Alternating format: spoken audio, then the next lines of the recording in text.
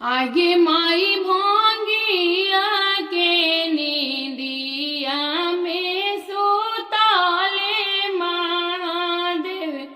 आगे माई भांगिया के नींदिया में सुताले महादेव।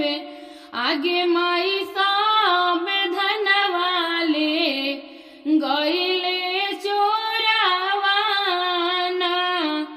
आगे माई सब धनवाले गईले चोरावाना।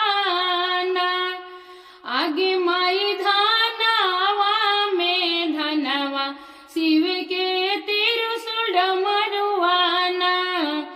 आगे माई धनवा में धनवा शिव के त्रिशूल डमरुआना। आगे माई से हो धनवाले गोइले चोरावाना।